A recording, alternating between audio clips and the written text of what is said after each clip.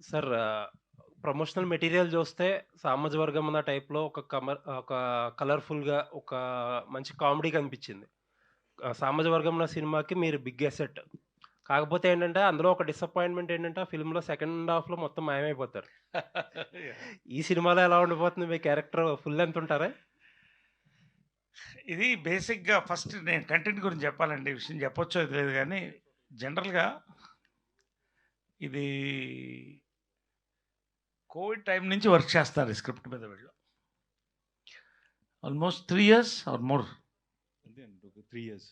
3 years on the script అండి. అంటే ఇంత డీటెయిలింగ్ స్క్రిప్ట్ అంటే ఆఫ్‌కోర్స్ 1 ఇయర్ వర్క్ చేయడం అయినా చూసాం గానీ, ఒక రామ్ కామ్ ఫ్యామిలీ ఎంటర్‌టైన్ సినిమాకి అంటే ఆ నాట్‌లో ఉన్న power beyond all these things పాయింట్‌లో ఉన్న పవర్‌ని ఎంత వాళ్ళు ఎక్స్‌పాండ్ చేయాలో అందంగా వాళ్ళు దే క్రియేటెడ్ ఇట్.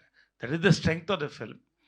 దీంట్లో డెఫినెట్‌గా ఇట్స్ గోయింగ్ టు బీ టెక్నీషియన్‌గా ఇట్స్ వెంకీస్ ఫిల్మ్. హీరోగా ఇట్స్ రోహిత్స్ ఫిల్మ్.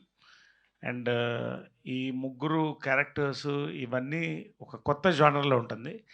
డెఫినెట్‌గా నేను, వాసుకి అదర్ క్యారెక్టర్ సత్య వీళ్ళందరూ కూడా we have played good roles. Please don't compare సామాజిక వర్గమన. ఖచ్చితంగా ఆ ఫీల్ ఉండదు. ఈ సినిమాలో you will be entertained throughout. ఏ క్యారెక్టర్ ఆ పరిధిలో ఉంటుంది. కథ ఈ సినిమాకి యాక్చువల్‌గా very powerful big hero. And hero Nara Rohit is an advantage for this కథ. ఈ 2 నేను చెప్పగలుగుతాను. డెఫినెట్‌లీ I have entertained well. We all entertained well. You will see the film. You will enjoy. ఒక ఫ్రెష్ ఫ్లేవర్‌తో ఫ్యామిలీ ఎంటర్‌టైన్‌మెంట్ అండి. అందరొచ్చి కూర్చొని వినాయక చవితికి ఖచ్చితంగా చూస్తారు నమ్మకం. అంతవరకు నేను చెప్పగలుగుతాను. థాంక్ యూ అండి. Looking forward.